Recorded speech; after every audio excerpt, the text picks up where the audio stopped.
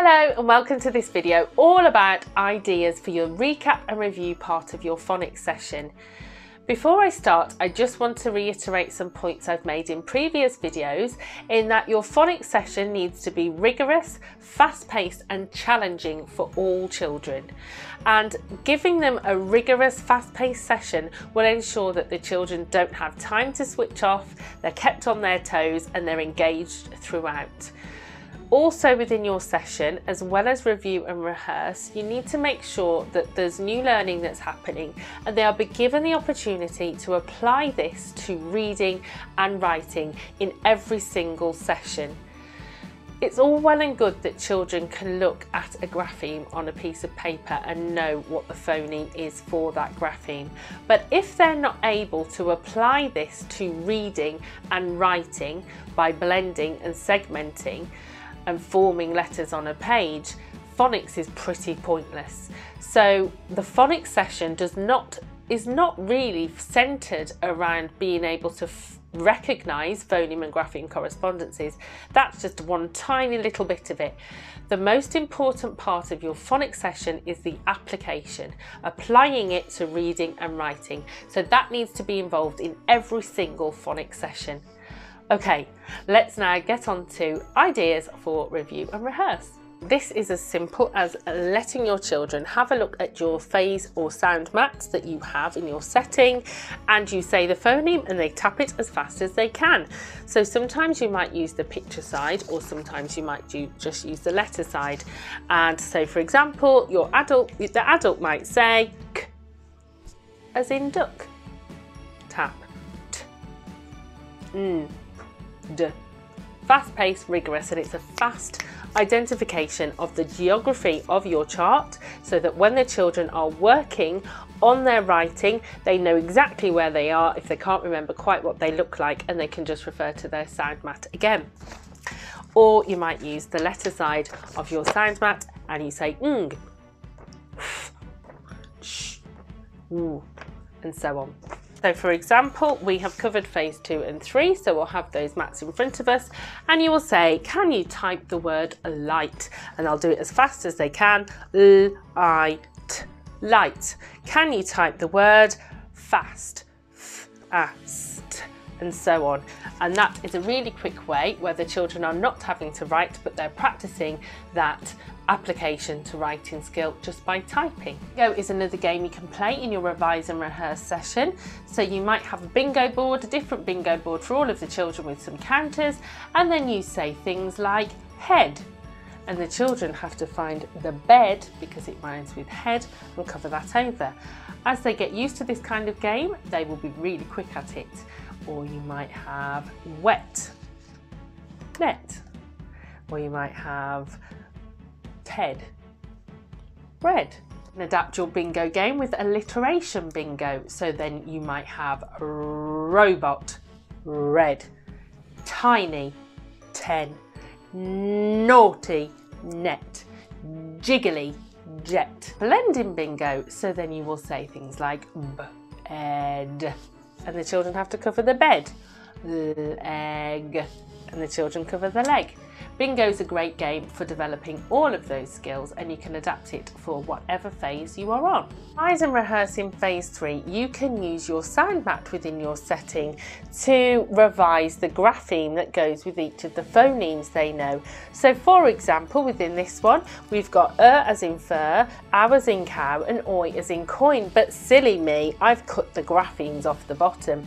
So which one would this go with? And the children will tell you that it's as in fur and it goes here, but I can't remember what the other graphemes look like, so could you write down ow as in cow and oi as in coin for me?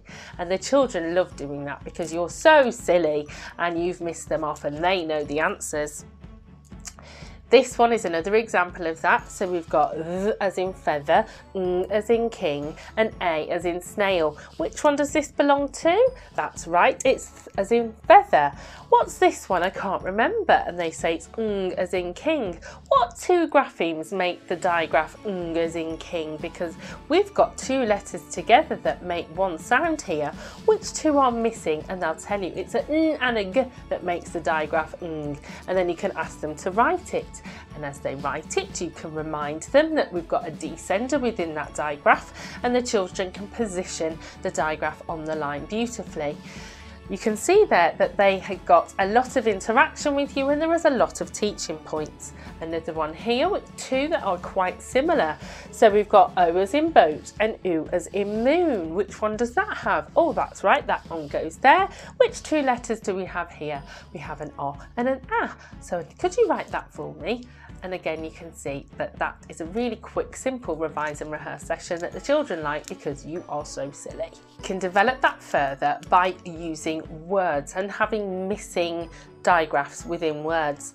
So silly me, I've got this question mark here, a good way to introduce a punctuation mark, because I don't know which digraph is missing from my word. So you need to listen carefully to the sound in the middle and see which one of these different digraphs goes in here to complete the word. So listen, it's road.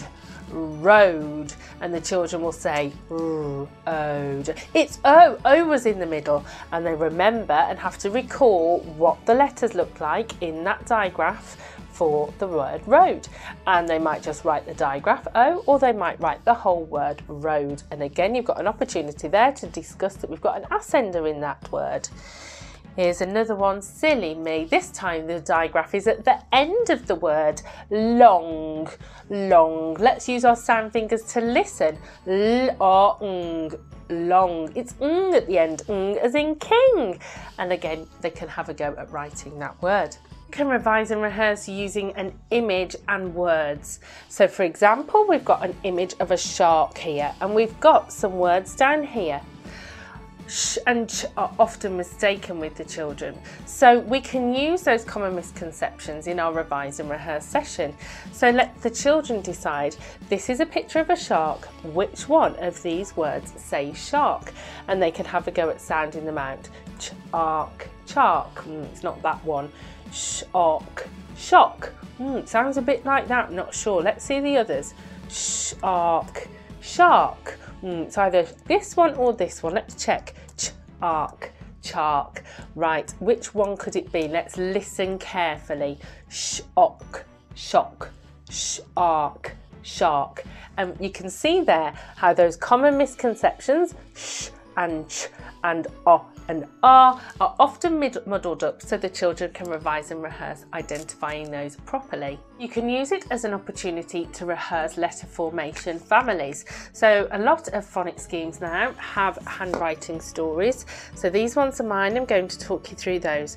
So cat starts at the top, walk around and stop. If they can do a k beautifully, starting in the right place and ending, it makes the rest of this family really easy. A goes around like C for cat, up like an acrobat, down to the ground and flick. Gate goes around like C for cat, up like an acrobat, underneath the garden gate before it's too late. Queens like cats and acrobats and slides that go down quick. Dog goes around like a C for cat, up like an acrobat, up to get a treat, down to lick his feet. And is there another one? There is. O goes around like C for cat, all the way round, just like that. And you can have a really quick bash out in your revise and your rehearse. All of those letter stories match the pictures on my phoneme chart, so that's how the children find them easy to remember.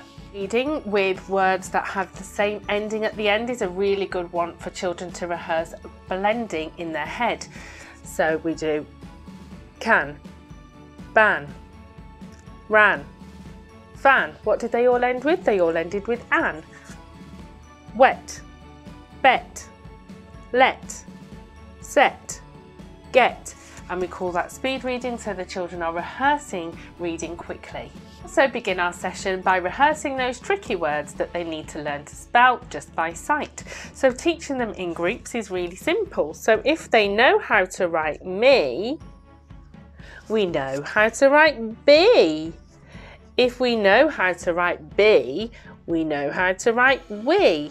And just repeating that sort of chant with the children is a really good way for them to remember how to spell those words. If we know how to write we know how to write he. And the same goes for when the children are learning how to write the word all. So if we know how to write all, we know how to write call. If we know how to write call, we know how to write wall. If we know how to write wall, we know how to write fall and tall and hall and so on. And teaching those little patterns is great for children to remember how to spell those words that come up quite a lot in their learning. So many different ways that you can revise and rehearse, and just make sure that you incorporate lots of revision and rehearsal of looking at letters and knowing what phoneme they make, but as well as that, reading, writing and spelling.